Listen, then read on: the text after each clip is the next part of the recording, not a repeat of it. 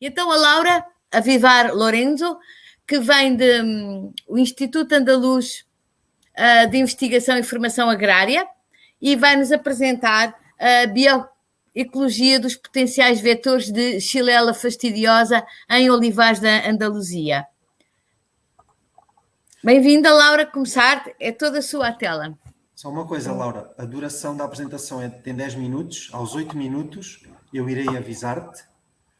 Perdona, por la duración de tu sesión es de 10 minutos, a los 8 te voy a decir algo, interrumpir muy suavemente, y después tienes más 2 minutos y después tenemos 5 de preguntas, ¿ok? Ok. ¿Se ve bien? A mí sí. Se ve la presentación, ¿no? Sí. Vale. Buenas tardes, muchas gracias por la organización de este congreso. Yo soy Laura Vivar, vengo del laboratorio de entomología del IFA Palas Torres en Sevilla y voy a presentar esta charla que tiene como título Bioecología de los potenciales vectores de Xylella fastidiosa en los olivares de Andalucía Occidental. Este es el índice que vamos a seguir, una introducción, material y métodos, resultados y conclusiones. Y bien, para empezar, lo que es Xylella fastidiosa, como ya ha habido varias charlas de vectores de Xylella, pues decir que Xylella fastidiosa es un fitopatógeno que afecta al xilema de las plantas.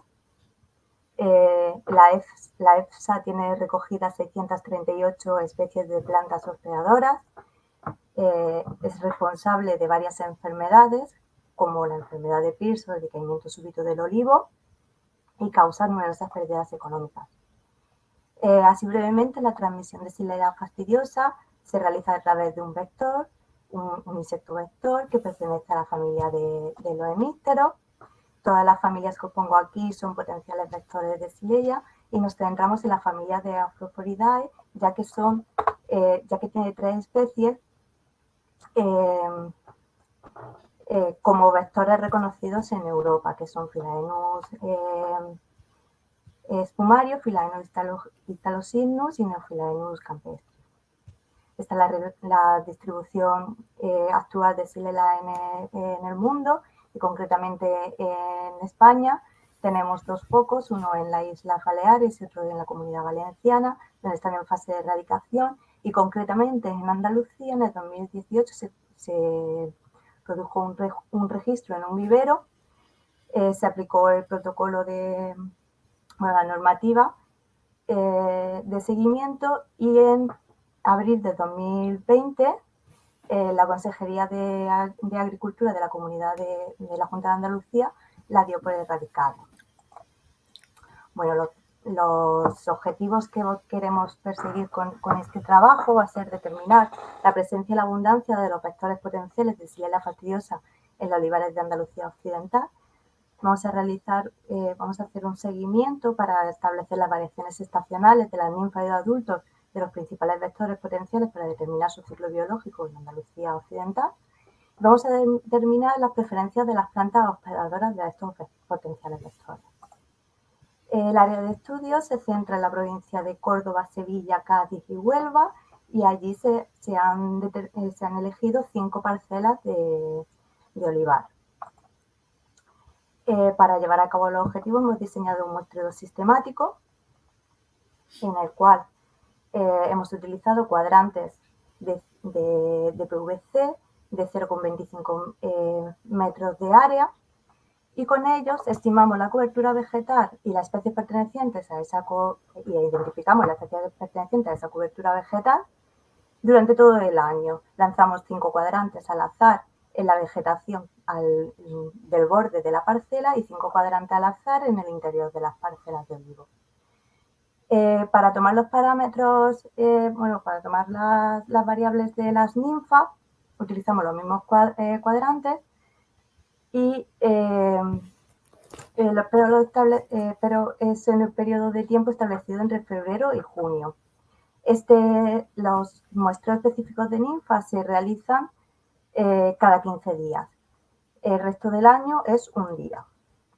Luego, para los muestreos de adultos, realizamos aspiraciones en la vegetación del margen de las parcelas y la vegetación del interior del olivar. La aspiración es de 5 minutos. Y además realizamos aspiraciones sobre las copas de los olivos y diferenciando los 4 puntos cardinales.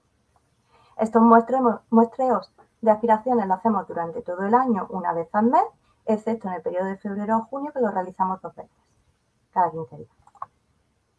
Bueno, en cuanto a los resultados que hemos tenido, tenemos que las especies de ninfa de Neophylaenus son las que antes nos aparecen en el tiempo, nos aparecen en el mes de febrero, tienen su pico en el mes de marzo. De densidad, la ninfa se representa con unas barras y luego decae y ya no se ven, en el mes de mayo ya no se ve ninguna ninfa. Pues en cuanto a la preferencia de si le gusta estar más, si la encontramos más en el borde del olivar o en el interior del olivar, para la ninfa de la especie de Neophylaenus la encontramos también en el interior y en la vegetación adyacente al olivar. En cuanto a los adultos, el pico máximo de adultos encontrados por aspiración se corresponde con el mes de abril. En Philaenus espumarius, las primeras ninfas las encontramos en el mes de marzo. La densidad mayor de ninfa la encontramos en los bordes. Y los picos de adultos encontrados, aunque son mínimos, se corresponden con el mes de mayo, pero son muy, muy bajos. Los adultos encontrados de Philaenus espumarius. Lepironia coleostrata, empezamos a ver las ninfas a finales del mes de febrero y se mantienen hasta principios del mes de junio. Son las que Lepironia coleostrata es la que más periodo abarca. El pico de ninfas corresponde al mes de abril y los adultos, el pico máximo se recoge en el mes de mayo y encontramos adultos en vegetación asociada al olivar durante los meses estivales. Y en cuanto a la preferencia, si prefieren estar en el borde, en su disposición, en el borde de la vegetación del borde de la parcela o en el interior de la parcela, Lepironia está más presente en el borde de las parcelas de olivo.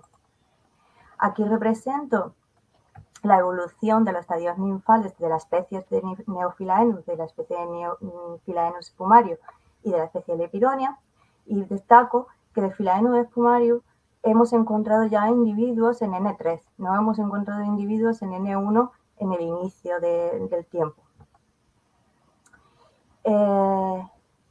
Y aquí en esta gráfica damos el porcentaje de familias de vegetales que están ocupadas por estas ninfas.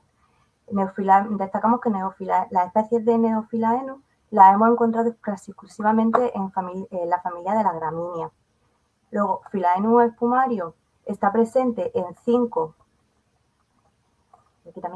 de las 11 familias que hemos determinado y Lepironia coleostrata está presente en 10 de las 11 familias determinadas. Y así, a modo de resumen, para establecer el ciclo de vida del ciclo biológico de los vectores, en esta línea de morada representamos los adultos de los fosfóridos que nos han aparecido, que tenemos Neophylaenus campestris, Philaenus espumarius y Lepironia coleostrata. Pues decir que al principio, en enero-febrero, tenemos adultos invernantes y las masas de huevos. A partir de febrero comienzan a aparecer las ninfas que se mantienen hasta el mes de mayo. En el mes de mayo también coincide cuando la vegetación ya empieza a secarse y aparecen los adultos. De hecho, en el mes de mayo es cuando tenemos el pico de adultos. Para nosotros no hemos encontrado adultos dentro del cultivo. De hecho, hemos encontrado solamente un único Philaenus en una copa, pero en el mes de abril, no en el mes de julio ni en los meses estivales no hemos encontrado. No sabemos dónde están. Después de este periodo de estival vienen los adultos y la fase reproductiva y luego ya comienzan las masas de huevos a final de temporada del año. Y bueno, como conclusiones... ok. Perdón. Vale. 8 minutos. Bien. Bueno, como conclusiones, pues decir que Philaenus plumario y Neophilaenus campestre, que son dos de los tres vectores confirmados para la transmisión de Xylella fastidiosa, sí se han encontrado en la vegetación asociada a los olivares en Andalucía Occidental, pero también hemos encontrado otros potenciales vectores, como Lepironia colestrata, Afroflora corticia, Cercopis intermedia y Neophilaenus lineatus. Philaenus spumario es la especie con menos densidad de ninfas y de adultos que hemos obtenido nosotros aquí.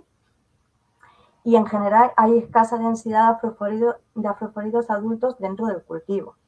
Pero en cuanto a la preferencia trófica de las ninfas, pues las especies de Neophilaenus las hemos encontrado en olivar exclusivamente asociadas a gramíneas, y para Philaenus spumario y Lepironia colestrata sí tienen un mayor rango trófico, y Lepironia colestrata es la que mayor rango trófico tiene, la que se alimenta de más plantas. Y bueno, gracias. Cualquier duda. Muito obrigada, Laura, pela sua apresentação sobre a Xylella. Já hoje de manhã houve aqui também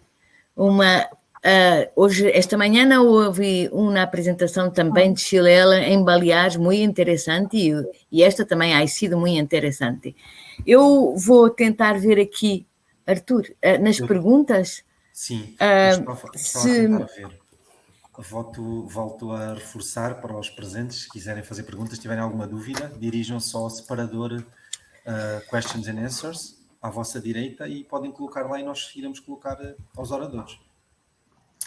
Ainda não temos nenhuma, mas por acaso eu fiquei com uma dúvida. Se puder, Teresa, se eu puder fazer. Pode, claro, eu também tenho aqui uma, mas não consigo chegar às perguntas. Eu estou manhã. Então faça a sua e eu vou ver se cai alguma coisa. Faça, Arthur, faça já. Se está aí com uma, depois eu faço. Laura? Sí. Ok, que he gustado mucho, muchas gracias. Has cumplido el tiempo, por tanto, ya es bueno. Te iba a preguntar si han comparado, no sé si en tu estudio o en otro, los resultados de esa zona que tú trataste con las otras, y si hay muchas diferencias, si es muy diferente entre zonas, o los factores que influencian eso más, que piensan que sean los más definitivos para esos cambios que existen. Sí, bueno, nosotros estamos en proceso de analizar los datos. No solamente tenemos... llevamos más cultivos, llevamos arándanos, trabajamos también en almendro, en cítricos y en olivar. Solamente he presentado los datos de olivar, estamos en proceso de analizar los datos. En cuanto a lo que me dices de la comparativa del ciclo, porque aquí básicamente lo que he presentado es la fenología que existe en Andalucía, pues en general los adultos que aparecen en otros grupos de investigación en otros lugares sí suelen ser un poquito más elevados que los que nos aparecen a nosotros dentro del cultivo. Nosotros es verdad que es que no pillamos adultos en los muestreos apenas, los pillamos cuando es justo el pico de emergencia. Y en cuanto al desarrollo de las ninfas, sí, más o menos eso sigue un ciclo muy parecido con otras zonas. Philaenus lo encontramos en marzo, pero claro, también es verdad que hemos encontrado en marzo durante 2 años las ninfas, pero ya a partir de empezamos con ninfas en N3, no localizamos las ninfas de N1, no sabemos exactamente por qué, no estamos en proceso. Ok, muchísimas gracias. Teresa, não temos nenhuma questão na aba, mas... Não há nenhuma As pessoas questão. são tímidas. As pessoas estão um pouquinho, depois de tomarem su comida, son un poquito tímidas, pero nos vamos a intentar. E ainda temos um tempo para perguntas. Pois, Laura, a pergunta que te queria pôr era a seguinte. Encontraram algumas plantas que não tinham os vetores de Xylella fastidiosa? A minha pergunta é no sentido de poder dar a seguinte informação. Por estas plantas a circundar, que seja amendoal, seja vinha, seja o olival ou os citros, por forma a garantir o mais possível que não haverá inoculação de Xylella. Entendeu? Creo que sí. Creo que sí te he Laura, entendido. Se descobriram quais as plantas que não ou se já encontraram ou se já têm alguma indicação para quais das plantas que podem não ser hospedeiras do vetor dos vetores da Xylella, Sí, nomeadamente da Philoneus. Laura, Sí. necesito que pares de poner la tela entera, por favor. De partilhar tu tela, solo por cuestiones técnicas, ¿ok? Eu? No, Laura, Ah. Laura. Dime, el que no me he enterado. Para de partilhar tu Vale, perdón. tu tela. Ok, muchas gracias, perdona. Puedes Perdona. responder y después tenemos que pasar al otro. Sí, bueno, tenemos identificada, pues mira, tenía aquí una gráfica. ¿Te puedo ponerla? ¿Puedo compartir? Ok. Pode, eu não consegui ver. Perdón.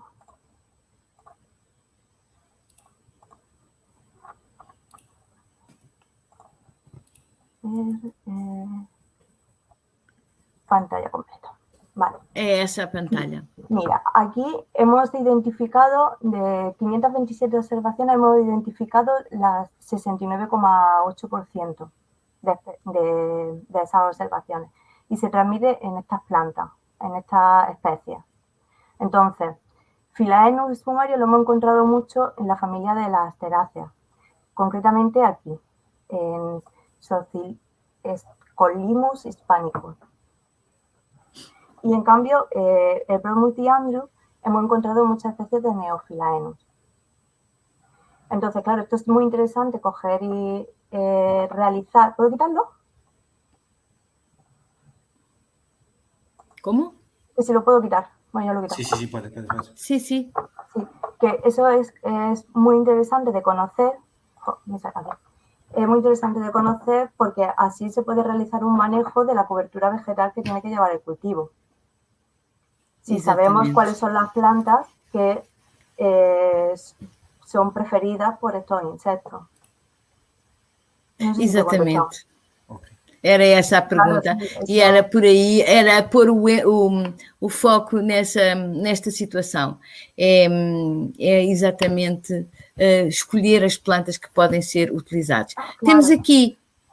Temos aqui também uma pergunta da Vera Nunes. Mas tem de ser a última, Teresa, para passarmos à próxima, que já excedemos os 15. Mas não tenho. Certo. Então, mas também é a única, além destas. Portanto, que é uma pergunta da Vera Nunes, que pergunta o seguinte: se a transmissão para a oliveira só ocorrer por meio dos vetores adultos, a baixa densidade de adultos no interior do olival representa menor risco de transmissão da doença? Pues a ver, puede ser que represente menor riesgo para la transmisión, pero tenemos que seguir buscando a los adultos porque los adultos migran, sabemos que migran de la cobertura vegetal, migran a árboles o a vegetación colindante. En principio entraría dentro del cultivo, pero nosotros no lo hemos encontrado dentro del cultivo. Entonces, pues no sé, a lo mejor es fallo de nuestra forma de muestrear o no sé. ¿Puede representar un menor riesgo? Habría que seguir mirando dónde están los adultos. ¿Dónde tenemos los adultos aquí en Andalucía? ¿Dónde se nos va? A lo mejor se nos van a zonas más húmedas. Pero también hemos muestreado árboles alrededor del cultivo y tampoco los hemos encontrado. Ok, Laura, muito obrigada pela apresentação. Continuação de bom trabalho e, sobretudo, depois, publicação desses dados todos sobre, inclusivamente, as plantas que se devem usar para impedir os vetores da Xylella fastidiosa. Passávamos de imediato, então, ao segundo orador desta noite, o Gonçalo Duarte, que já encontrou finalmente o sítio em que estava. Ora, andou perdido, tal como eu, acho que nos encontramos ali pela sala da organização. Então... Foi, não é? Acho que sim. O Gonçalo vem do Instituto Superior de Agronomia, e vai apresentar um trabalho sobre Dicipes querastis, portanto, a resposta funcional e a taxa de predação de Dicipes querastis sobre 4 espécies de presas. Gonçalo? É isso. Tem 10 minutos para fazer a sua apresentação. Ok, vamos lá ver. Vocês estão a ver a apresentação, não? Pois não? Não, estamos a ver a tela do Congresso. E assim? Já está, está bem. É só pôr em modo ecrã cheio e começar. Pronto, está bem. É que eu deixo de ver o Congresso, pronto, é só isso. Pois é. Ok. Nós então, devíamos estar todos a começar agora. Está bem. Então é isto. Eu venho falar-vos hoje de um trabalho que foi publicado há relativamente pouco tempo sobre a avaliação de um predador autóctone de Portugal e do Mediterrâneo que ocorre em várias culturas agrícolas. Isto foi publicado no âmbito do meu doutoramento e também de um projeto que temos no ISA que se chama Umberteco. Portanto, para vos dar um contexto, a cultura do tomate em Portugal, em estufa, é principalmente afetada por tuta absoluta, que é um lepidóptero, mosquinhas brancas e acre do bronzeamento. É uma cultura que é polinizada por colónias de abelhões, bombos terrestres, o que limita a possibilidade dos agricultores fazerem a aplicação de alguns pesticidas, o que acaba por fazer com que muitos deles tenham que recorrer à proteção biológica contra pragas. No entanto, há poucos inimigos naturais que se estabeleçam bem na cultura do tomateiro. Isto tem a ver com o facto de o tomateiro ser uma planta que está inteiramente revestida por tricomas glandulares, que são aqueles pequenos órgãos que vocês veem aqui na fotografia à esquerda em cima. E é isto que faz com que este grupo de predadores que eu venho aqui hoje falar, que são os mirídeos e dentro deles a tribo Diciphinnium, sejam tão importantes para a cultura do tomateiro. É porque eles são especializados em plantas peludas, entre aspas. Ou seja, eles têm adaptações nos tarsos deles que permitem caminhar facilmente nestas plantas sem que fiquem presos. Ao contrário do que acontece com outros insetos, que eles até acabam por utilizar como alimento. Os cadáveres e assim como veem na fotografia à direita em baixo. Estas espécies têm um grande interesse comercial e na Europa há 2 espécies comercializadas, que é aquela espécie Macrolophus pygmeus e Nasidiocoris tenuis à direita, sendo que no norte e centro da Europa se usa mais Macrolophus e no Mediterrâneo tende a usar-se mais Nasidiocoris, que é o caso de Portugal. Este inseto é um caso de amor-ódio, porque é um caso de amor porque ele é um predador muito eficaz de algumas pragas, como é o caso das mosquinhas brancas no tomateiro, mas também é um caso de ódio porque ele é zoofitófago, ou seja, quando não tem presas suficientes ou quando a população é muito elevada, ele alimenta-se da planta e pode causar alguns estragos com um impacto económico, como é o caso destes anéis necróticos que se vê na fotografia em cima. Isto faz com que os produtores de tomate tenham que aplicar alguns pesticidas para regular as suas populações, o que, claro, vai ter algum efeito na proteção biológica em geral na cultura. Então, por causa disto mesmo, tem havido alguma procura por outros Diciphinni que possam vir a ser alternativas ou complementos àquelas espécies que, de momento, os agricultores têm disponíveis. Então, há várias equipas no mundo que têm trabalhado com as espécies locais e nós, em Portugal, temos trabalhado com o Dicipes cerasti, que tem uma distribuição mediterrânica. Esta espécie, tal como os restantes Diciphinni, é um fitófago, ou seja, ele tem a capacidade de se alimentar do hospedeiro vegetal também, além das presas animais. Ele alimenta-se de várias espécies de presas, nós já observamos no campo alimentar-se de grupos muito distintos. E em Portugal, pelo menos, tende a surgir de forma espontânea sempre que as culturas em questão não são afetadas por uma pressão muito elevada de pesticidas. Em relação à distribuição, como eu disse, é Mediterrâneo, desde Portugal até à Ucrânia há registros. Também é encontrado nos Açores e normalmente associado a plantas com os tais tricomas, dentro destas 3 famílias. Em Portugal continental, ocorre nas 3 principais zonas de produção de culturas protegidas e, portanto, tem uma distribuição relativamente ampla. Portanto, a pergunta hoje que se pretende responder é qual é o valor desta espécie como agente de proteção biológica? Ou seja, será que esta espécie poderá melhorar a proteção biológica do tomateiro? Será que poderá ser uma alternativa a outros mirídeos mais fitófagos? Isto leva-nos a questões mais particulares, como que quantidade de presas se consegue consumir, quais são os estados ou instas da presa que são consumidos, e particularmente hoje vamos focar-nos nesta pergunta. Portanto, isto são algumas observações que foram feitas em laboratório. No teste, nós vimos que eles são capazes de se alimentar de várias espécies de fídeos, por exemplo, é um predador generalista. Em relação à tuta, que é uma praga de difícil combate, percebemos que eles preferem comer ovos, mas que se as larvas da tuta estiverem expostas fora da galeria, eles também a atacam. E por vezes também tentam predar a larva dentro da respectiva galeria, como veem aqui embaixo à esquerda.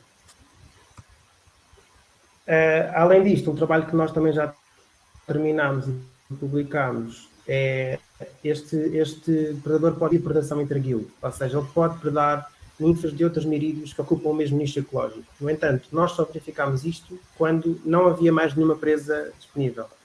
Portanto, não dá de ser um efeito muito severo.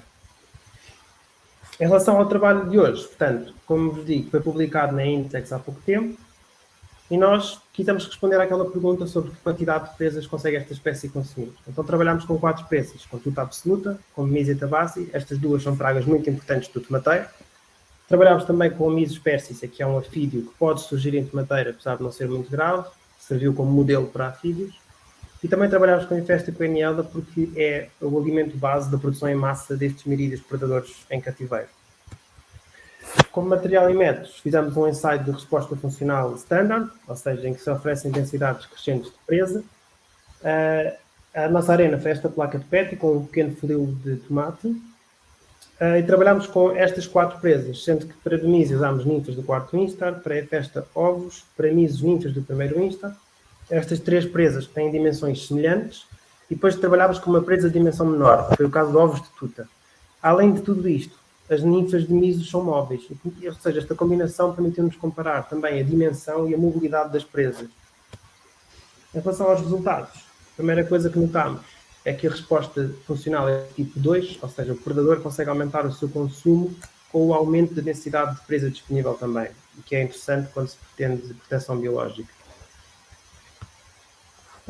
A curva que nós ajustámos para a resposta funcional, ou seja, a curva tipo 2 de Rogers, permite-nos ter aqui 2 parâmetros, que são este A de attack rate e H de handling time, e o que importa aqui dizer-vos é que o handling time permite-nos calcular o valor teórico máximo de consumo para estas presas, e por exemplo, são valores muito elevados, o valor da tuta absoluta chega a quase 226 ovos por dia, o que é bastante alto, claro, teórico.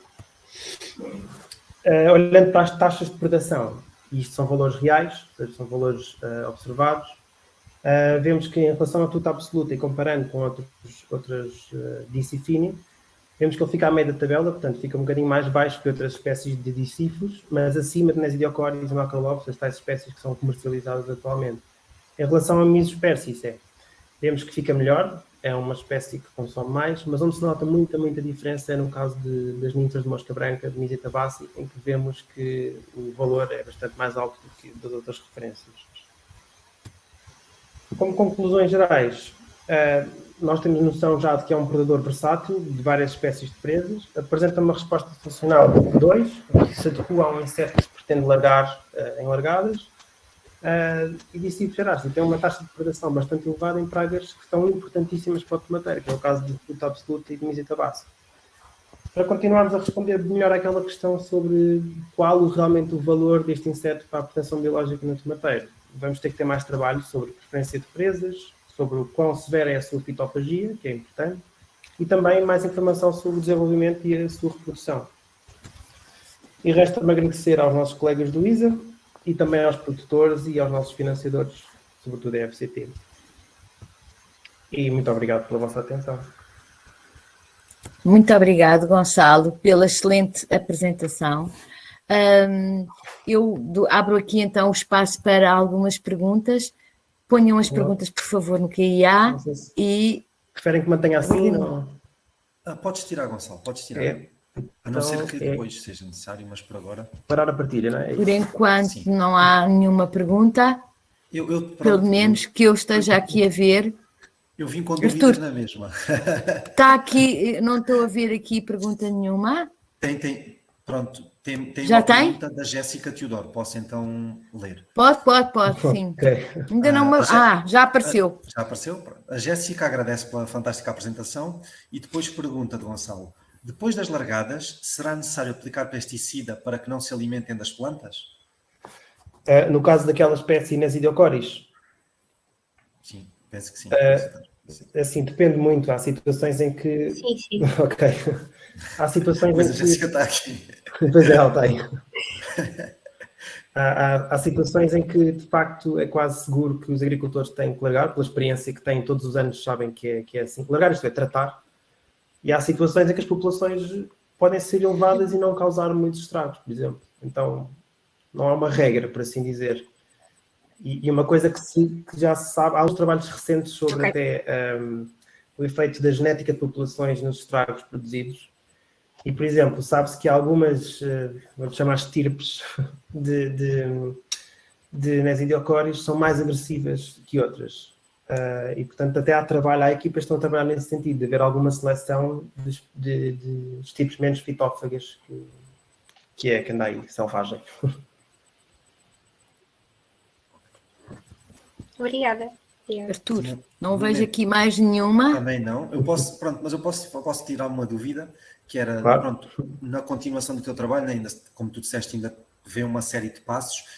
Vais ser tu a continuar dentro dessa equipa e mais ou menos quanto tempo é que prevêem? Isto é sempre a mesma pergunta, mas é interessante saber a ideia das pessoas. Mais ou menos quanto tempo é que prevêem até se poder aplicar e se achas que realmente o potencial se irá confirmar e mais à frente irá ser utilizado dentro do controle integrado. É uma pergunta difícil, é assim, eu acho que este inseto, do que já vamos sabendo, será sempre interessante numa perspectiva de conservação, ou seja, ele será sempre mais caro de produzir do que aquelas espécies que já estão neste momento à venda. Portanto, e também é um lado importante os agricultores não contarem apenas com o que podem comprar. Eu acho que a conservação faz parte de um trabalho para ter uma proteção biológica mais completa. Ou seja, e portanto temos é que também saber destas espécies autóctones que temos a entrar de fora grátis, como é que eles contribuem, ou seja, quantas presas comem, ou melhor, saber ao certo qual é a sua contribuição para o programa de proteção biológica. Okay. Por isso é difícil dizer quanto, eu sei, eu entendo. Os agricultores já têm muito discípulos nas estupas deles. Muito obrigado. Eu acho que ainda há tempo para mais uma pergunta, que eu fiquei com uma dúvida e queria pôr aqui ao Gonçalo. Gonçalo, quando mostrou aquela tabela, mostrou só fêmeas. Sim, é essa a minha dúvida. O que é que aconteceu aos machos? Não conseguem vê-los? É essa a minha questão. É uma boa questão. Os trabalhos que têm sido feitos com Dicifini têm olhado sobretudo para fêmeas e para ninfas do quinto instar. Não se tem trabalhado muito com a predação de machos e eu honestamente também tenho trabalhado mais com fêmeas até por comparação. Mas sim, eles a partir deles também são predadores como as fêmeas. Nós não foi essa a minha dúvida. Está bem. Portanto, não estão aqui porque foram ignorados, mas poderiam estar ou eventualmente até se poderá vir a... Pronto. Ok. Assim, os poucos trabalhos que há até mostram que não há muita diferença entre machos e fêmeas em termos de predação, por isso. Olha, Teresa, acabámos de ter outra pergunta, mas teremos de ser rápidos, ok, Gonçalo? Eu vou ler e depois tentar ser o mais breve possível. Há duas até. É o David e a Marta. Pronto. Leia a do David. Leia, Arthur. Responde para o Gonçalo. Vamos tentar. Do David Canário. Quais as temperaturas e umidades que se espera que sejam o ótimo para esta espécie? No ensaio considerou-se 25 graus Celsius? O David sabe porque está a fazer essa pergunta. Isso está escrita neste momento. Mas à partida, nós também vemos que há diferenças entre os diferentes merídios que temos no Mediterrâneo. E, por exemplo, aquela espécie Nesidiocoris, ela prefere temperaturas mais elevadas que o caso de Dicifo xeraste. Eu não sei dizer exatamente qual é o ponto ótimo ainda, mas à partida andará próximo, se calhar, dos 25 graus. Ok. Era uma pergunta corrasteira, portanto. Exatamente. Então, nós pedimos imensa desculpa à Marta, mas a Marta, se quiser, pode contactar o Gonçalo pelo chat e pode conversar diretamente com ele, porque senão também começamos a tirar tempo aos outros colegas que vão falar. Penso eu, Teresa, o que é que achas? Tudo bem. Resta-me agradecer aqui ao Gonçalo a excelente apresentação e passar ao orador seguinte para a Elsa Borges da Silva, que já tivemos o privilégio de nos encontrar também na organização. A Elsa Borges da Silva também vem do Instituto Superior de Agronomia, vai apresentar um trabalho intitulado The Importance of Studying the Reproductive Biology of Insect Pest for Integrated Pest Management, Mealybugs and Mating Disruption as a Case Study. Elsa, o tempo é seu. Obrigado por estar aqui. Muito obrigada, boa tarde. Eu vou só colocar a apresentação no início. Está visível para todos, porque para mim é visível. Está visível? Sim, pronto. Então, primeiro, começo por agradecer à organização do Congresso de Entomologia a possibilidade de apresentar esta comunicação e os restantes autores, Catarina Morato, o professor José Carlos Franco e o professor Lucia. E o trabalho resume a importância do estudo da biologia reprodutiva dos insetos e a sua aplicação na área da proteção agrária, nomeadamente a aplicação da confusão sexual para reduzir as populações de crescimento saudável. Eu começo já no final, com os agradecimentos, porque para mim é também um pouco mais importante.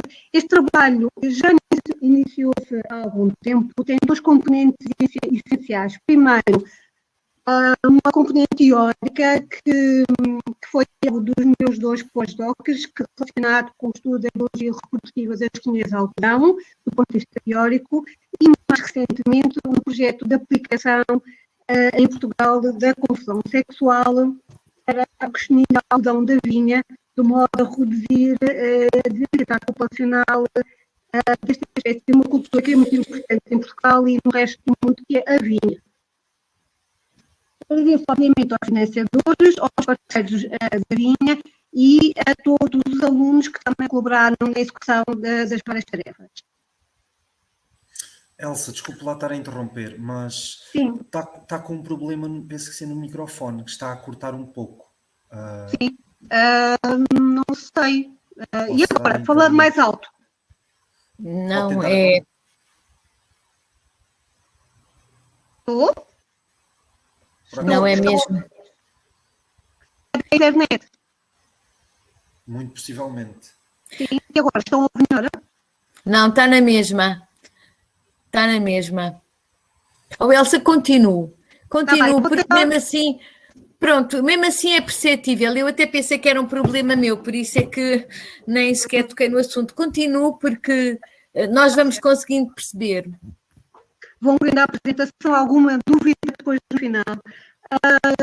Vou tentar falar mais alto, não sei se é essa a questão.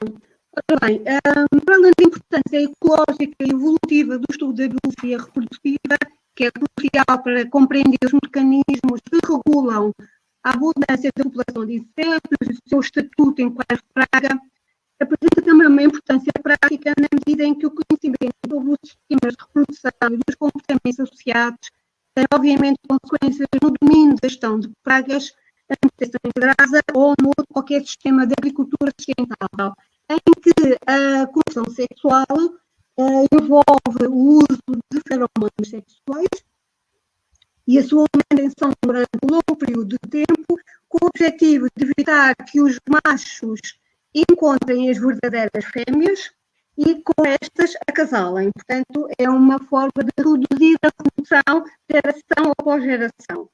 A confusão sexual, então, é uma técnica de proteção biotécnica que é ambientalmente mais amiga do ambiente, dada a sua elevada seletividade, uma vez que implica apenas a manipulação da espécie-alvo. A espécie-alvo, como já referi no início, são as colônias de algodão da vinha, que pertencem a um grupo de espécies cosmopolitas e prolífagas de importância económica mundial.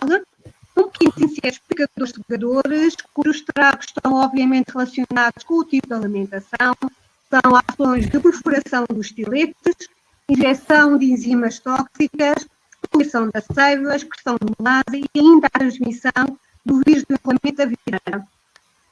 Estas espécies apresentam elevado dimorfismo sexual, em que as fêmeas mantêm a normalidade até à fase adulta, são aptas, não voam e continuam a crescer e a alimentar-se até iniciarem a postura. Em contraste, os machos, são alados, são de reduzida dimensão, não se alimentam enquanto adultos e duram apenas a poucos dias. Eles utilizam a feromona sexual emitida pelas fêmeas virgens para localizar as fêmeas e com estas acasalarem. Apresento aqui o esquema de modo muito sintético, o esquema de acasalamento deste grupo de sexos, que compreende várias fases, para que possam ter uma noção de que isto é algo complexo.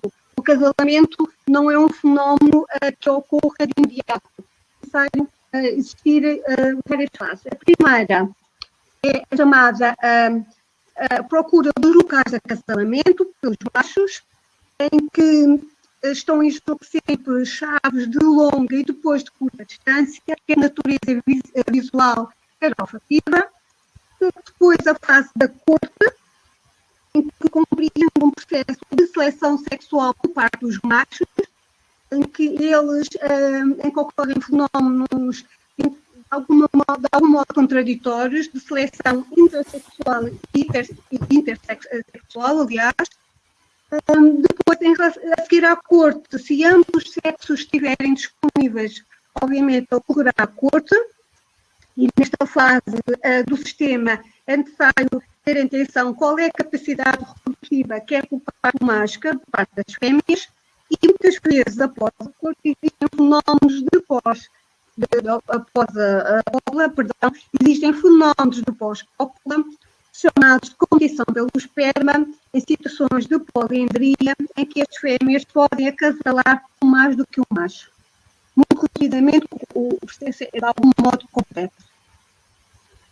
Primeiro, em termos dos aspectos positivos, biologia reprodutiva deste grupo de insetos, que sugeriram que eles são candidatos ideais para o desenvolvimento da confusão sexual. O primeiro, destaque, no caso dos machos, o facto de serem frágeis e com a vida muito curta e serem muito sensíveis à feromona sexual quando ela se mantém durante algum tempo, afetando a sua longevidade. E por parte das fêmeas, elas estão aptas, portanto, não é possível ocorrer a migração de fêmeas fecundadas das áreas não sujeitas à confusão sexual para áreas com confusão sexual. O que poderia reduzir, aliás, muito a eficácia do método. Por outro lado, a espécie é biparental e a reprodução sexual é obrigatória. Este aspecto é muito importante porque no grupo dos coccinilhas algodão têm sido descritos várias espécies com partenogênese obrigatória ou facultativa. No meu caso, este grupo, ao existir-se a partenogênese, seria inviável a aplicação da técnica, como é óbvio. Por outro lado, as fêmeas virgens podem se manter vivas durante algum tempo, mas os machos não as aceitam na acasalar, o que é uma vantagem também. Depois, por outro lado, as respostas são mais favoráveis no caso de densidades populacionais baixas das populações de coccinilhas algodão. De seguida, existem dois aspectos que tanto poderão ser positivos como negativos, tentarão pôr no balanço. Ou seja, o sistema de acasalamento é muito complexo no caso deste grupo. Os machos são poligínicos, ou seja, podem acasalar com várias fêmeas, e as fêmeas são poliândricas, podem acasalar com mais de um macho durante um curto espaço de tempo. Portanto, em princípio seria desvantajoso, não é? Mas, como os machos têm uma forte capacidade de seleção sexual, eles não escolhem qualquer fêmea para acasalar, existe uma grande complexidade de comportamentos associados, aquilo que poderia ser uma desvantagem pode não ser. Portanto, tinha que ser avaliado. Eu apresentei apenas estes resultados de uma forma muito sumária. Quem tiver necessário aprofundar o assunto, eu vou direto para algumas das comunicações que já foram publicadas para quem tiver interesse. Rapidamente, passo a descrever um ensaio experimental em Portugal, mas que acrescento que esta técnica já é realizada em Itália, nos Estados Unidos e em Israel, por exemplo. Em Portugal, no sul de Portugal, desde 2017, estamos de um modo mais restrito, em pequenas parcelas, com duas modalidades. Uma modalidade com opção sexual, em que se colocou cerca de 500 difusores por hectare, são estas estruturas vermelhas que aqui estão colocadas numa cepa, em parcelas de 1 hectare e, por comparação, parcelas de testemunha. Em 3 parcelas do Alentejo, como já referi, no período de 2017 a 2019, em 2020, por ação da pandemia, não foi possível realizar a aplicação e começou novamente este ano.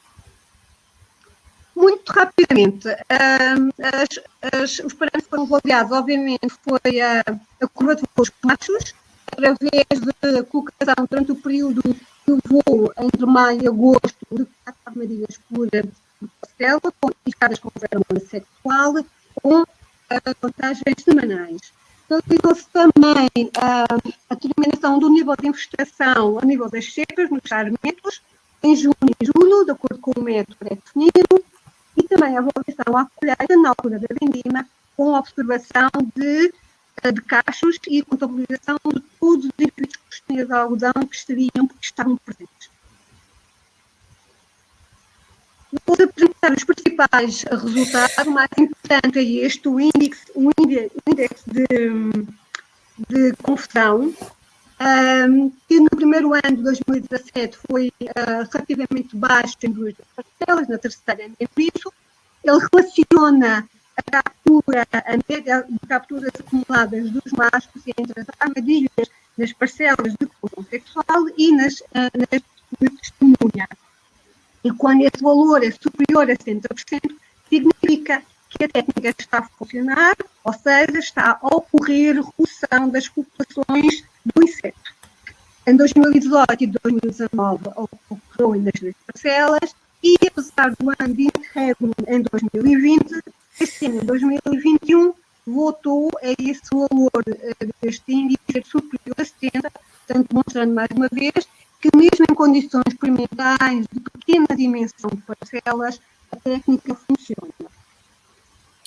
Elsa, já atingimos os 10 minutos. Okay? Só mais 2 minutos. Eu não posso ter mais 5 minutos, ok? Força. Está bem, mais um chega. Ora bem, outro dos resultados importantes foi também a que está aqui agora, que apresento, que é o do nível de infestação nas cepas. Só apresento os resultados de 2017 a 2019, os deste ano ainda não estão tratados, mas é visível que ocorreu uma redução de infestação substancial de 2,4 vezes entre as parcelas de testemunha e as de confusão sexual. Portanto, o resultado bastante positivo também. Em relação à presença, à quantidade de testemunhas sobre os casos na altura da vindima, a redução também foi significativa, de cerca de 4,3 entre as parcelas de testemunha e as de confusão sexual. Em resumo, a técnica de facto é efetiva para produzir as populações de crescimento de algodão, da vinha, em particular quando as densidades de participação são baixas. A técnica da confusão sexual parece afetar o sistema de acasalamento das crescidas de algodão, portanto, era o que se pretendia. Obviamente, é necessário algum tempo para que a técnica se torne mais efetiva. Para isso existir também um efeito cumulativo, mesmo após a interrupção do ano, como aconteceu no ano passado, e há também outro tipo de resultados que não apresentei aqui, não era possível, tem a ver com o facto da técnica também ter influência sobre alguns inimigos naturais, nomeadamente um parasitóide específico desta espécie, já foi algo dos trabalhos que desenvolvi.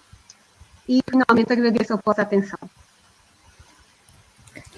Muito obrigado, Elsa, por uma amostra de um trabalho tão interessante e vastíssimo, porque o que apresentou aqui percebe-se bem que é apenas uma pequena parte desse grande trabalho. Estamos mesmo em cima da hora, por isso, eu vou muito rapidamente ver aqui no QA se há pergunta. Temos uma questão da Jéssica.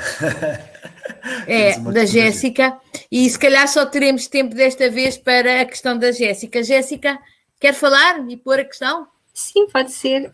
Então pronto, estar eu a ler. Se os machos têm alguma preferência por fêmeas virgens e se sim, se as feromonas das fêmeas virgens são diferentes das fêmeas adultas? Não. A composição da feromona é sempre igual. As fêmeas virgens que libertam a feromona e mesmo após o primeiro acasalamento elas conseguem libertá-la durante cerca de 24 horas ainda. Os machos têm diferentes tipos de preferência, preferem fêmeas virgens a fêmeas jovens, a fêmeas virgens mais velhas. Okay. Por isso eu disse... Para cumprirmos e recuperarmos algum tempo, dava por terminada a sessão, certo, Artur? Sim, correto. Temos mais uma dúvida do David, mas pedimos que ele contacte a Elsa pelo chat novamente e que tire a dúvida, se faz favor. David pode ser, David. Muito obrigada. E passávamos então ao orador seguinte. Que é a Jéssica. Que é precisamente a Jéssica. Jéssica, olá, como está? Depois destas intervenções todas também que tem feito. A Jéssica vem do Centro de Ecologia da Faculdade de Ciências de Lisboa e vai-nos falar da influência do clima, portanto, das alterações climáticas para as superpestes. Jéssica, o tempo é seu. Conseguem ver o ecrã? Sim. Ok. Então, eu tenho os slides em inglês, mas vou fazer a apresentação em português. Basicamente, eu sou uma aluna de doutoramento do 3º ano e fiz uma experiência para tentar perceber se alterações climáticas podem contribuir para o aparecimento de superpestes. Isto é relativamente importante porque todos os anos há novos recordes de elevadas temperaturas e os insectos são particularmente afetados por isto porque são ectotérmicos. Ou seja, o seu desenvolvimento e o seu crescimento populacional depende da temperatura ambiente. Isto não só afeta o seu desenvolvimento, como também várias interações com outros organismos, nomeadamente com plantas, no caso dos herbívoros. E as plantas, dependendo da temperatura, podem ter maior ou menor resistência aos herbívoros, o que depende das espécies que nós estamos a estudar. O nosso estudo focou-se nos ácaros de aranha do género tetânicos. Estes ácaros são uma peste muito voraz e são responsáveis por uma grande perda de produção agrícola e também pelo uso de pesticidas em vários sistemas agrícolas. São caracterizados pela produção de teia, como vemos aqui nesta imagem, não sei se conseguem ver o meu rato, e portanto são chamados de ácaros de aranha e também levam a uma grande destruição das plantas e vemos aqui uma planta de tomate completamente devorada por estes ácaros. Nós estudámos duas espécies, a Tetânicos urtica e Tetânicos evansi, e em laboratório a 25 graus, estes ácaros têm um ciclo de vida de 12 a 14 dias, sendo que passam por ovos, larvas, 2 estados de ninfa e chegam a adultos. Os adultos, ao se alimentarem das plantas de tomate, injetam efetores salivares que podem manipular as defesas das plantas. Algumas populações da espécie Tetânicos urtica, ao injetar estes efetores salivares, vai induzir as defesas da planta, o que leva a uma baixa performance destes ácaros, ou seja, uma baixa produção de descendência. Contudo, outras populações desta espécie e também todas as populações até à data estudadas da espécie T. evansi conseguem suprimir as defesas das plantas, o que leva a que os ácaros tenham uma maior performance, ou seja, o seu crescimento populacional é maior. Contudo, nós não conhecemos o que é que acontece esta interação ácaro-planta quando há um aumento da temperatura. O que sabemos é que a 32 graus, que é a nossa temperatura de foco, o ciclo de vida dos ácaros é mais curto, entre 8 a 10 dias, mas depois o que acontece em termos da interação com a planta ainda é desconhecido.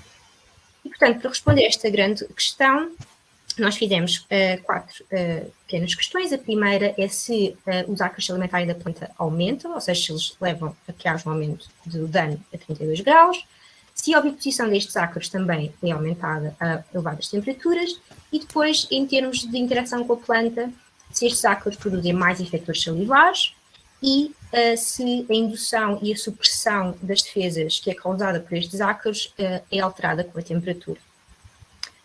E o que nós fizemos foi usar 3 populações de ácaros, 2 desta espécie tiúrtica, uma indutora e outra supressora de defesas, e uma população da espécie T. evansi, que é supressora também de defesas. Antes de juntarmos os ácaros e as plantas, aclimatizámos ambos em separado às 2 temperaturas de teste, e passado 2 dias infestámos 4 folíolos de tomate, aqui destacados a cor-de-rosa e a verde, com 14 fêmeas destes ácaros. Passados 2 dias de infestação, a metade dos folíolos serviram para nós medirmos o quanto os ácaros tinham alimentado e a oviposição dos ácaros, e a outra metade dos folíolos serviu para vermos a expressão génica de efetores salivares e das defesas das plantas. Começando com a primeira questão, para perceber o que é que acontece ao dano que os ácaros causam na planta, o que nós fizemos foi tirar fotografias dos folíolos. Nós temos aqui uma barreira de lanolina e cola para que os ácaros não fujam dos folíolos, e depois tiramos estas fotografias e que conseguimos observar os pontinhos amarelados, é o sítio onde os ácaros se alimentaram. Com isto, calculámos a proporção de dano para as 3 populações e tínhamos como controle plantas sem ácaros, portanto, plantas limpas. A 25 graus aqui a azul e a 32 graus a cor laranja, nós vimos que para todas as populações não houve uma diferença do dano causado à planta, portanto, não há diferenças. E, portanto, quanto à questão, se há um aumento do consumo da planta por parte dos ácaros, não há. E aqui nesta tabela eu vou começar a pôr os traits que eu vou apresentando e, portanto, em termos de mite feeding, é igual a ambas as temperaturas para todas as populações. Seguindo para a oviposição, nós contamos os ovinhos destes ácaros, que estão aqui mais ou menos nesta fotografia, aparecem umas pequenas pérolas, e vimos que para todas as populações há um aumento na oviposição a 32 graus. Portanto, realmente a oviposição aumenta e aumenta para todas as populações. Seguindo para a interação com a planta e para avaliar se os efetores salivares têm uma maior produção em elevadas temperaturas, nós vimos a expressão génica deste efetor, o efetor 84, que é bastante caracterizado nestes ácaros, e observamos que, na realidade, não há um aumento da produção dos efetores salivares, mas sim um decréscimo a 32 graus. Portanto, não vai de encontro às nossas expectativas. Seguindo para o que acontece à planta per se, portanto, o que nós observamos é que para 3 genes de defesas das plantas de tomate, 2 destes genes mantiveram uma expressão semelhante para cada tratamento a 25 e a 32 graus, portanto, a planta parece não estar a ser afetada pelas elevadas temperaturas, mas o primeiro gene, nós vimos que para todos os tratamentos houve um aumento da expressão génica deste gene. Contudo, e aqui é bastante evidente neste terceiro gene, a indução das defesas por parte de um ácaro indutor e a supressão de defesas por parte de ácaros supressores mantém-se. Portanto, o padrão mantém-se constante. Portanto, não há um efeito da temperatura para a indução e supressão de defesas por parte destes ácaros. Para concluir, nós observamos que, como os ácaros se alimentam o mesmo da planta e produzem mais ovos, nós achamos que estes ácaros estão a ser mais eficientes a 32 graus do que a 25 graus, e isto pode querer dizer que estas plantas são mais suscetíveis a elevadas temperaturas. Contudo, como a planta parece ser afetada, pelo menos num gene, em termos de defesas, por parte diretamente da temperatura, nós não sabemos se estes ovos que eles ovipositam se vão todos se desenvolver, ou seja, não sabemos se o crescimento populacional também vai ser maior a 32 graus. E isto é particularmente verdade para os ácaros indutores, porque eles, ao induzirem defesas, estão sempre a induzir defesas e, portanto, a sua oviposição devia ser menor, porque tem esse esforço da planta a tentar se defender e, portanto, nós não sabemos se estes ovos se vão desenvolver e chegar a adultos. Portanto, o que nós vamos fazer no próximo mês é tentar seguir o desenvolvimento e a sobrevivência dos ovinhos que eles ovipositam a estas 2 temperaturas e perceber se há diferenças entre ácaros indutores de defesas ou supressores de defesas. Caso haja uma diferença, nós acreditamos que não só elevadas temperaturas podem aumentar a eficiência desta peste, mas também selecionar para populações com traits que sejam mais vantajosos, por exemplo, a supressão de defesas. E com isto termino, quero agradecer ao meu programa doutoral, aos meus supervisores e a vocês por ouvirem. Obrigada. E nós queremos agradecer também à Jéssica por esta apresentação de um trabalho complexo e inovador também. Eu vou ver já aqui se as perguntas que temos. Já encontrou o Arthur, que fica... Já o Arthur dúvidas. é sempre mais despachado do que eu a chegar ali já às temos perguntas. Aqui outra dúvida do David e agora irá ser respondida. Ele, para já também dar-te os parabéns, Jéssica. Foi muito bom. E ele elogia a tua apresentação e pergunta: alguma ideia de qual a função do gene cuja expressão aumenta com a temperatura? Sim, portanto, este gene, na realidade, nós testámos 2 genes que são homólogos, portanto, são inibidores de proteases, que são produzidos pela planta e que, ao serem ingeridos pelos ácaros, inibem as proteases do estômago destes ácaros. Portanto, eles têm uma pequena congestão quando comem. Só que isto só aconteceu num dos genes que nós testámos e não no outro. Portanto, pode ser muito específico do gene. Nós tentámos escolher os 32 graus para que a temperatura não influenciasse muito a planta, porque nós estávamos mais interessados no que acontecia no ácaro, mas pronto, tenho a certeza que há outros genes a serem influenciados, apesar de ser um curto espaço de tempo, mas pronto, isso era agir com RNA-seq e essas coisinhas todas, mas é muito caro. Posso fazer uma pergunta por aqui? Claro. Sim. É uma pergunta técnica, Jéssica. Eu gostei muito da apresentação, obrigado. Obrigada. Tinhas ali uma imagem que estava um gel para conter os ácaros na tua arena. Sim. Estou muito curioso do que era esse gel. É gordura de lã, que é lanolina, e misturado com cola entomológica, que é para os ácaros, porque mesmo assim, se os deixarmos, por exemplo, 15 dias, eles fazem teia e vão-se embora. Eles são muito rebeldes. Mas depois estava curioso com isso. Sim. A toxicologia também é aplicado. Nós, quando fazemos testes, também temos, e é isso mesmo assim, eles são matreiros. E é um problema quando há fugas, porque depois tens populações muito grandes a fugir. Sim, fica um buraquinho mal fechado, pronto, já foram pescados. Nós temos esse problema no ISA com as coxinhas da Elsa. Contaminam-nos tudo. Temos agora aqui muita interação entre os nossos oradores. Nós costumávamos usar vaselina. Mesmo assim... Também já usei, só que o que acontece nas plantas é que a vaselina induz o apodrecimento e depois é muitos confounding effects e já há demasiadas coisas a acontecer. Mas é mais barato. Obrigado. Obrigado. Eu pergunto se há mais alguma pergunta. Eu não... não aparece aqui nada. Não. Arthur, não aparece? Não.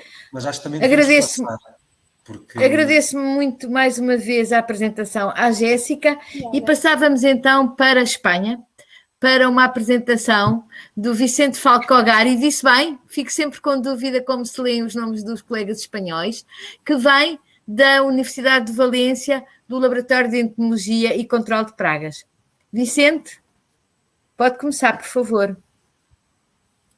Sim. Obrigado. Sim, obrigado.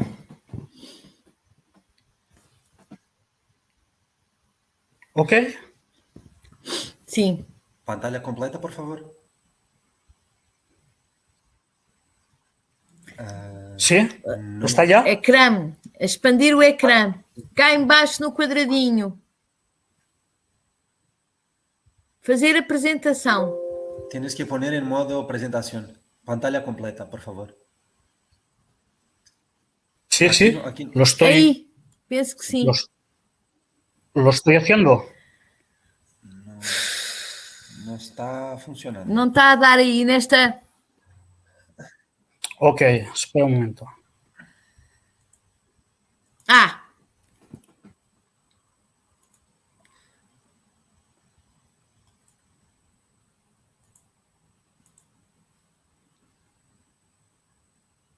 Não. Ok, ahora selecciona. ¿Sí? Sí, un momentito. Isso, pronto. Ok, Perfecto. Ok, já está. Ok, Ok. muy bien. Buenas tardes a todos los participantes virtuales de este Congreso Ibérico de Entomología. Parabéns aos equipos organizadores do Congreso. Soy José Vicente Falcó, del Grupo del Laboratorio de Entomología de la Universidad de Valencia, y en colaboración con miembros de Andrena y Singenta, presento esta comunicación que analiza los efectos de la integración de colmenas de abejas en la diversidad y abundancia de insectos en un sistema agrícola multifuncional. Además, también quiero subrayar la necesidad de conocimientos de la funcionalidad de los insectos para el diseño y manejo de sistemas agrícolas sostenibles. Todos nosotros conocemos la importancia de los polinizadores, de los insectos polinizadores, tanto en el mantenimiento de las comunidades vegetales naturales como en la generación de cultivos y alimentos. Entre estos insectos polinizadores podemos citar diversos grupos considerados nativos o salvajes. Citar los dípteros, coleópteros, lepidópteros y entre los himenópteros, especialmente algunas familias de abejas. Pero también cabe destacar abejas de la miel como Apis mellifera o abejorros como Bombus terrestris que el hombre manipula para su integración en la producción de cultivos.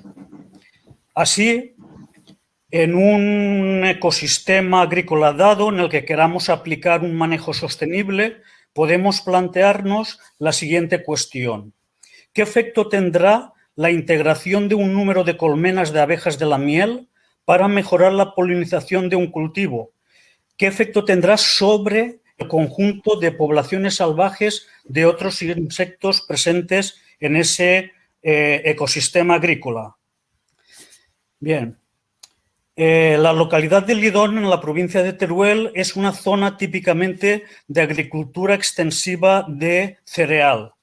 Aquí se diseñó un sistema de áreas multifuncionales consistentes en parcelas de trigo rodeadas de márgenes con una vegetación herbácea de especies florales.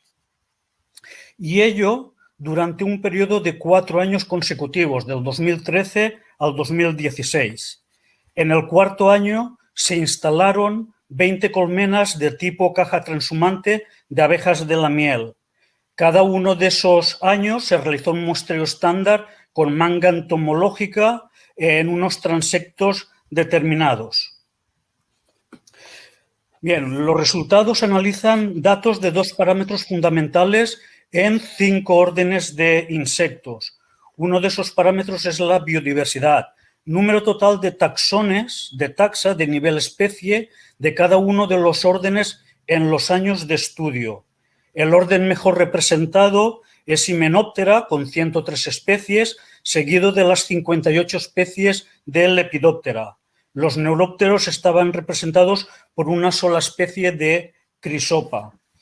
El otro parámetro es la abundancia, el número total de individuos de esos órdenes muestreados en los correspondientes años. Si nos fijamos en el análisis de esos resultados, en cuanto a diversidad, es muy significativo el caso de himenópteros y lepidópteros.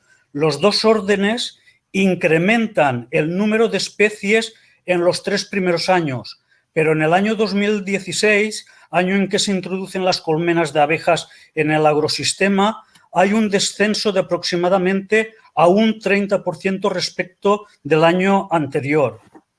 En cuanto a la abundancia, en ese año 2016 también todos los órdenes disminuyen significativamente en el número de individuos colectados. Cabe citar las capturas de abejas de la miel Apis mellifera. En los 3 primeros años representan una fracción reducida de esa abundancia, pero en el 2016 Apis mellifera, recordemos que es introducida con 1.200 individuos de un total de 1.511, resulta la especie dominante en ese agrosistema. Si la diversidad la mostramos ahora de manera gráfica, claramente se puede apreciar esa disminución de especies en el último año, en el año 2016, en el que se introducen las abejas. Igualmente, la abundancia disminuye en el año 2016 para el conjunto de todos los órdenes de insectos, que se quedan representados por unos 311 individuos. El total de capturas de ese año se mantiene alta debido exclusivamente a la presencia de una sola especie, la abeja, hasta alcanzar esos 1.511 ejemplares.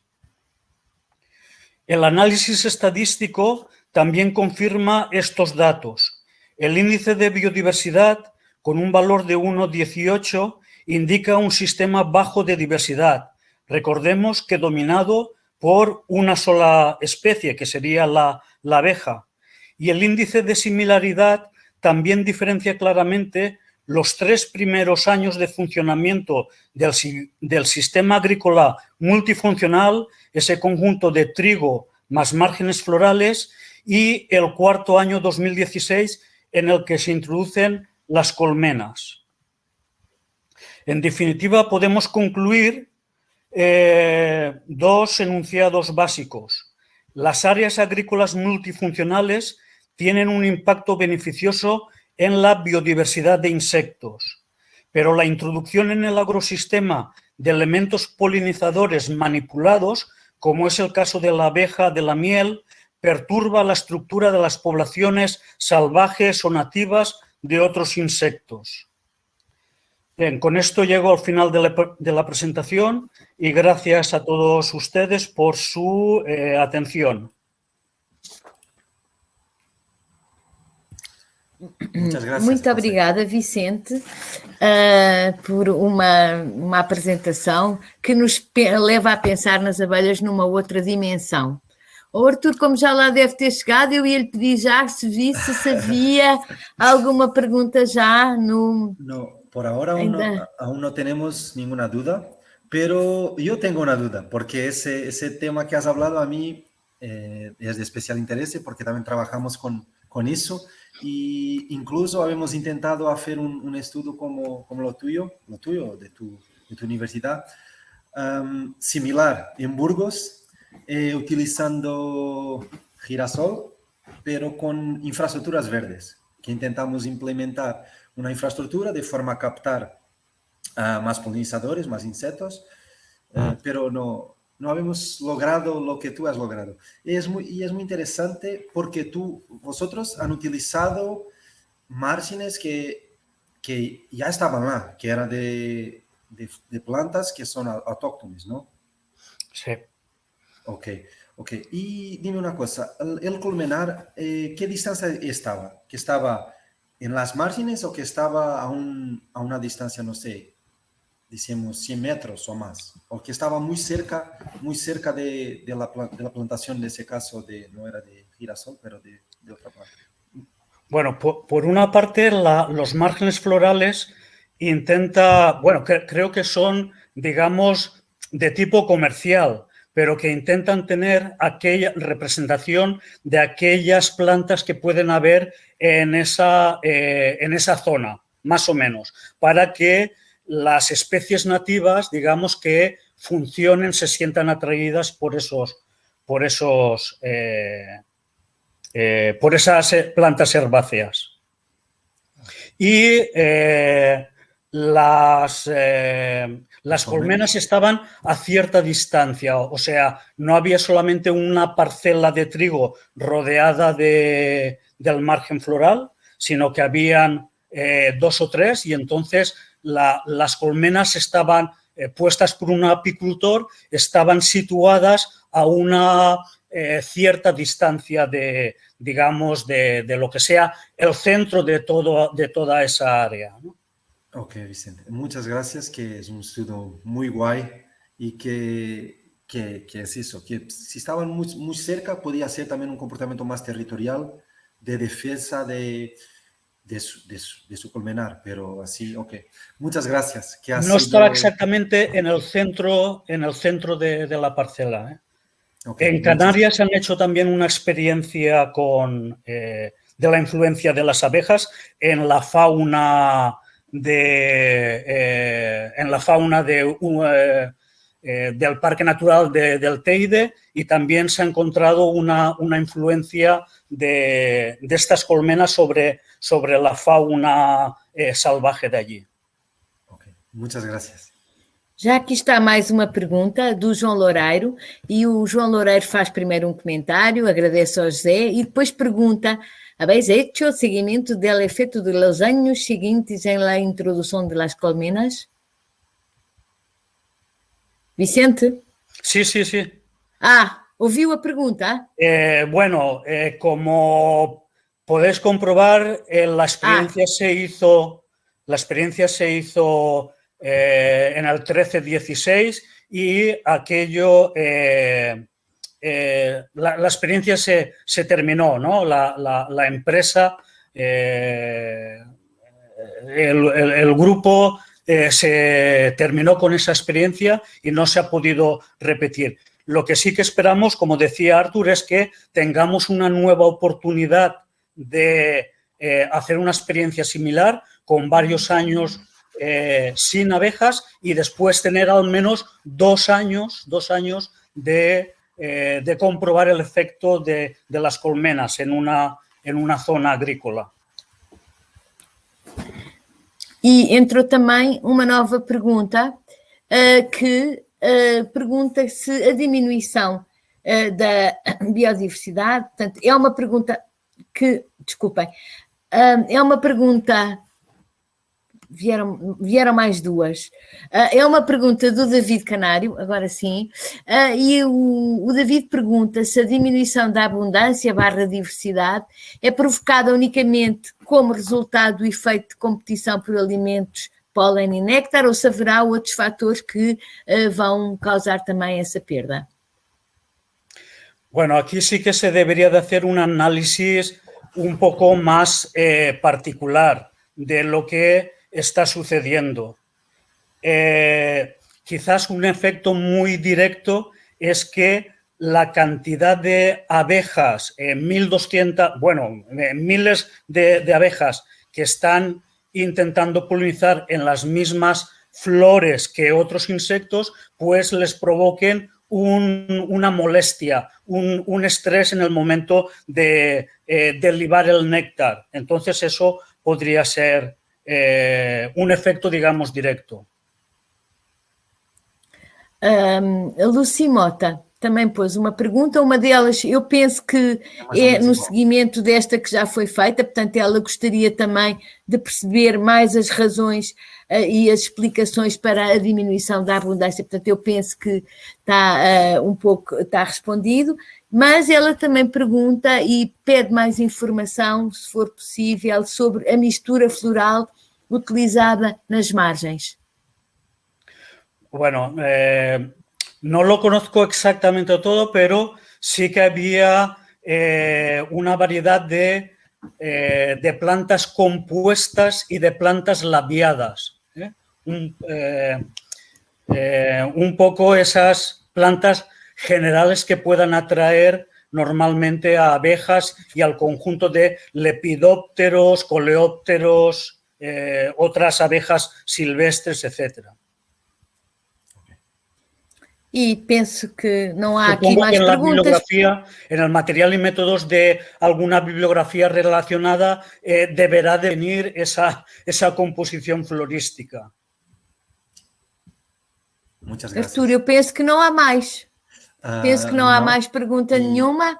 E vamos passar então à última, não, Teresa? Exatamente. Vicente, muito obrigada.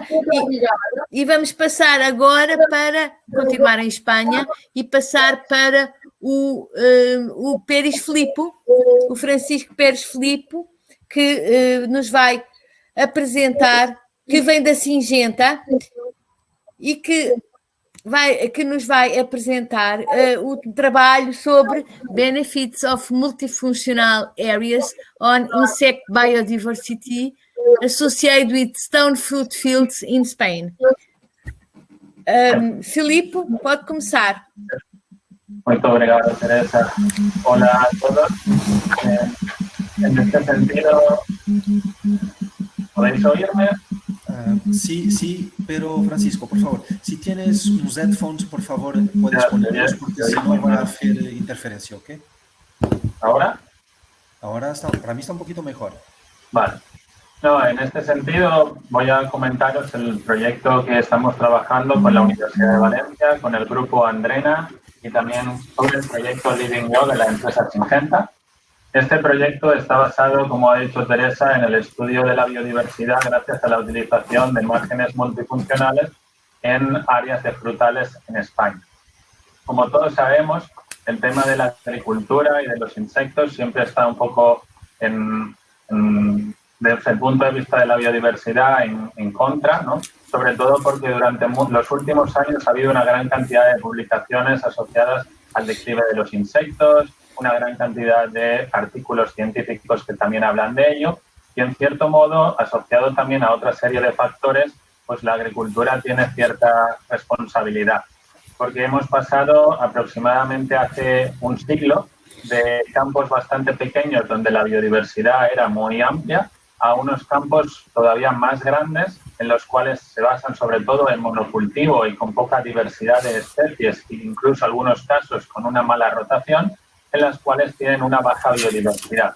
Todo ello también se ha visto asociado sobre todo a un aumento de la mecanización, de la intensificación de esta, la eliminación de los márgenes de los árboles, con lo cual lo que acabamos teniendo son grandes extensiones de terreno como las imágenes que tenemos en la parte inferior, la cual son kilómetros y kilómetros en los cuales únicamente hay una variedad.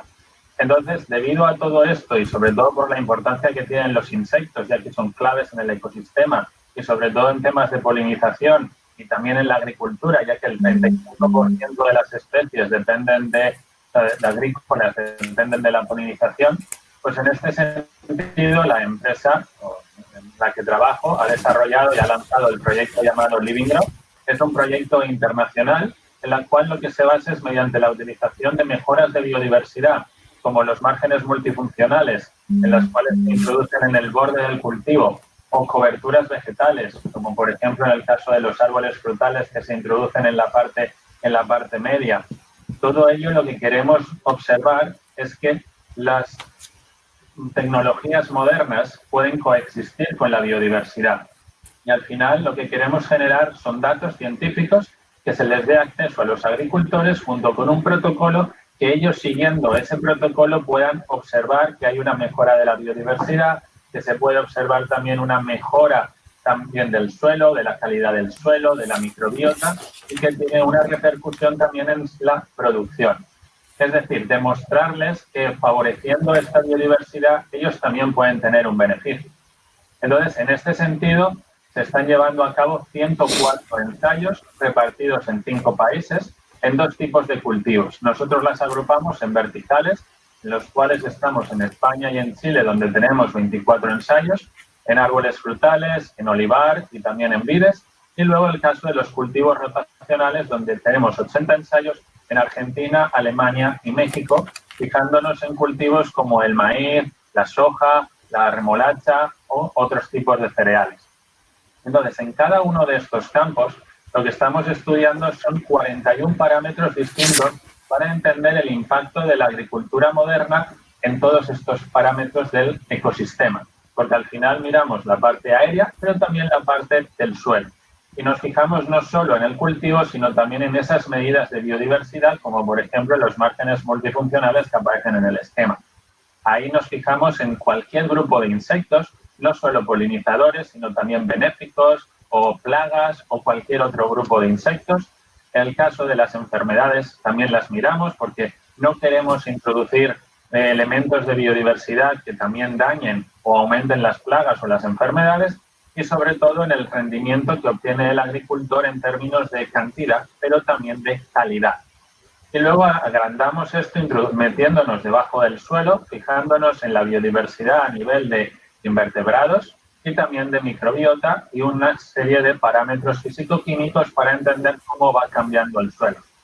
En este sentido, se está llevando a cabo todos estos experimentos con colaboraciones externas, bien de universidades, bien de institutos de investigación o incluso museos de historia natural, asociados principalmente a las regiones en las cuales tenemos los distintos estudios y también estamos involucrando distintas ONGs. En este caso también nos fijamos en distintos tipos de manejo, porque no todos los agricultores son iguales y no todos los sitios lo hacen igual. De ahí que tengamos, por una parte, en el caso de los cultivos verticales, como vemos en el caso de la izquierda, dos tipos de campos. Una, por ejemplo, el inferior, que es un viñedo que está abierto, pero en el caso superior tenemos un árbol frutal en las cuales los agricultores los cubren con esa especie de plástico que se puede observar durante cierto periodo de año para protegerlo de las condiciones climáticas. Y luego, en el caso de los cultivos rotacionales que tenemos en la parte derecha, lo que vemos es que en la época de entre cultivos, en la que generalmente llamamos barbecho, lo dejamos en barbecho, es decir, el suelo desnudo, o incluso utilizamos otro tipo de cultivos que son los cover crops. Y a partir de ahí, con todos estos, vamos a generar un montón de datos. Pero ¿cómo llevamos a cabo estos estudios? Principalmente fijándonos en una serie de muestreos y una serie de protocolos, en los cuales en cada uno de estos ensayos separamos tres zonas. Dos áreas principales sería, por un lado, una zona natural, que está cerca de la zona de cultivo, que como vemos en la imagen es un bosque natural mediterráneo típico, y luego la zona de campo, o sea, de cultivo, en la cual a su vez dividimos dos tipos de campos. Por un lado, aquellos en los cuales hay medida de biodiversidad y aquellos en los cuales no, con lo cual sería nuestro control asociado a las prácticas que está realizando el agricultor. Y en ambos casos, el programa de aplicación es el que elige el productor. Entonces, si nos fijamos en la parte de entomología, insectos, que es la que está basada en este congreso, estamos fijándonos en distintos tipos de muestreos. Por un lado tenemos las trampas malés, por otro lado la utilización de las rain traps, o incluso estamos utilizando hoteles de insectos, que son los que nos proporcionan información también de las abejas nativas, por ejemplo, y también el típico muestreo mediante la utilización de mangas entomológicas. ¿Qué estamos obteniendo con esos datos? En este sentido, os voy a enseñar los datos preliminares del primer año que hemos observado en España, gracias a nuestros colaboradores, en las cuales en la pantalla podemos ver una serie de gráficas que se agrupan en tres cultivos o tres campos, todos ellos frutales, en las que tenemos melocotón, nectarina y ciruelo, en la que en la gráfica de arriba tenemos las especies y en la inferior todo el número de individuos. Y en este sentido los hemos dividido en distintos grupos, fijándonos en su funcionalidad, si son polinizadores, si son benéficos, si son plaga u otros grupos de insectos.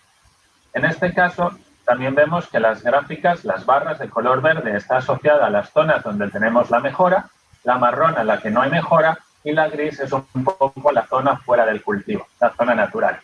Entonces, cuando nos fijamos en el número de especies, tanto de polinizadores benéficos comparados en los tres campos, vemos que siempre el número es mayor en la zona con mejora que en la zona sin mejora.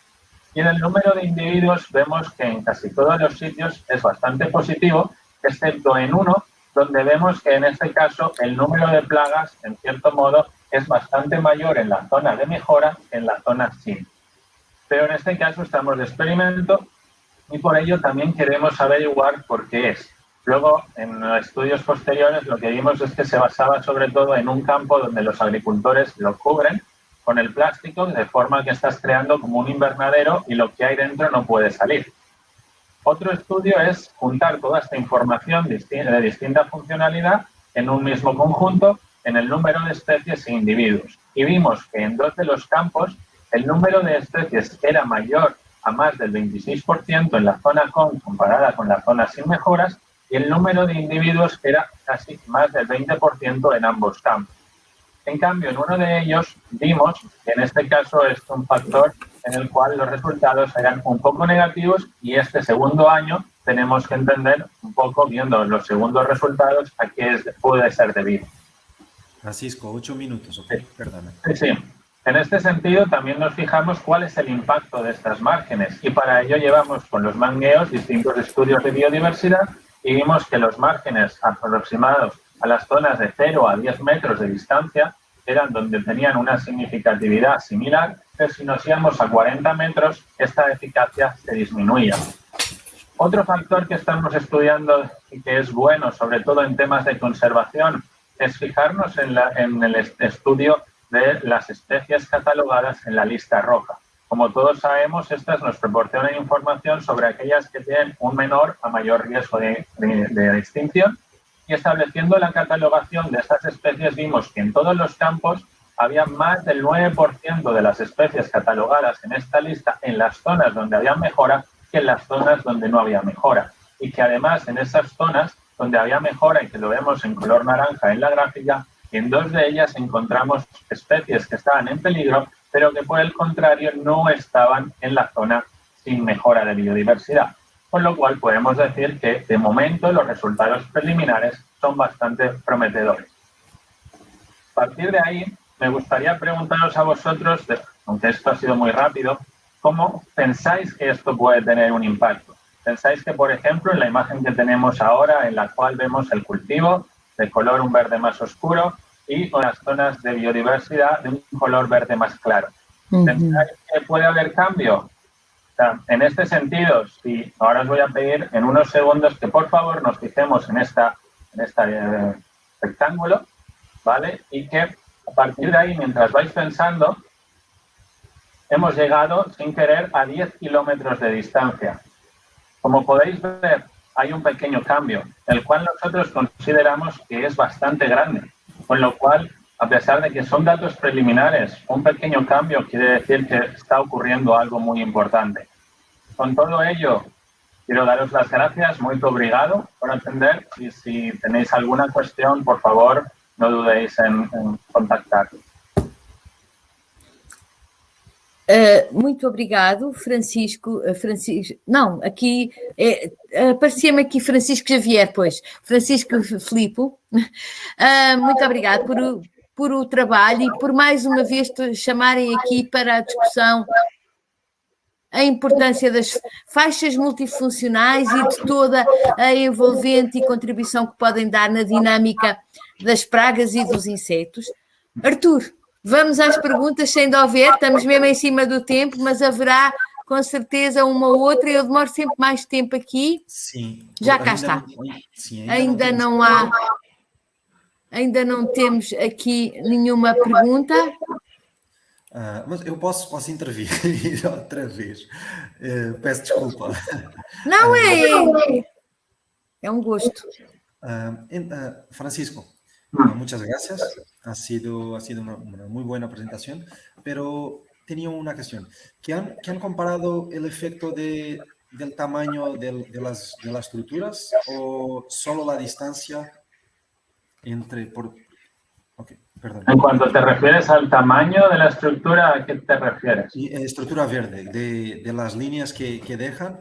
Si han la línea tiene en todos los campos, o sea, en los 104 campos que tenemos, la estructura es similar, dependiendo si es cultivo vertical o rotacional. En todos tienen la misma metodología, las mismas formas de manejo de la zona verde. Las especies varían en función del país, porque no es lo mismo, a lo mejor, las plantas nativas que atraen insectos nativos en España que las que, por ejemplo, están en Chile o en Argentina. Pero dentro de eso todos los experimentos tienen las mismas condiciones, con lo cual podemos observar y replicar y entender mejor los resultados. Ok, muchas gracias. Era una duda que tenía. E entrou agora... Está aqui um decalagem. Entrou agora um comentário e uma pergunta do Ricardo Costa, que faz um comentário acerca da excelente apresentação do Francisco e pergunta... quão bem estão avaliadas as espécies de polinizadores em Espanha, segundo os critérios da IUCN? Havia muitas espécies que não estavam avaliadas, certo? Sí, a ver, bueno, todos sabemos que los datos de la lista roja dependen también un poco de los entomólogos, de la cantidad de estudios que se hacen. Algunas de ellas, pues por desgracia, no tenemos capacidad de muestrear en todos los sitios, con lo cual hay, pero no sabemos dónde están. Y luego también en ese sentido sí que aparecían muchas especies que no están catalogadas. Como habéis visto en las gráficas, prácticamente estamos hablando de que era alrededor de un 60%, entre un 50 y 60% de especies que no estaban catalogadas. Ese porcentaje de especies, si nos hablamos de polinizadores, no lo sé exactamente, hay que irse a las tablas y a los números, porque estamos hablando del conjunto de la biodiversidad. Pero polinizadores, por ejemplo, en los frutales hay muchísimos y muchas de ellas, pues sobre todo cuando vamos a coleópteros o lepidópteros, no están en esas listas. Obrigada. E temos aqui uma outra pergunta que acabou de entrar e que será a última, dado também o adiantado da hora, que foi colocada pelo David Canário, que pergunta quais são as práticas culturais utilizadas nestes pomares. Houve algum resultado sobre o número de aplicações de fitofármacos, considerando que as nectarinas e os pêssegos são bastante exigentes? En este caso nos basamos en lo que hacen los agricultores. Hay campos en los cuales se aplica 4 veces porque el agricultor hace 4 dependiendo de la presión de plaga que tiene, bueno, plaga o enfermedad, y hay otros que llegan a hacer hasta 8 aplicaciones en el año, también porque tienen mucho más presión, con lo cual tienen que controlarla todavía más. En ese sentido, la forma del control es mediante productos químicos, esto está claro. Y estos productos, pues todavía no nos hemos centrado a estudiar qué efecto tienen. Sí que hemos visto que hay tendencia, que hay algunos pues, que se conocen que son malos, pero también esos productos malos no se utilizan en estos agricultores porque estamos hablando de Europa y cuando ellos quieren vender esos productos no lo tienen permitido. Con lo cual, en principio, todo lo que han utilizado son productos autorizados. E pronto, por muito que me custe terminar com esta agradável discussão, poderemos continuá-la noutras alturas. Tenho que terminar aqui a sessão. Queria agradecer muito a todos os participantes que alegraram muito e que deram um contributo muito grande para a reflexão de todas estas questões científicas. Muito obrigada.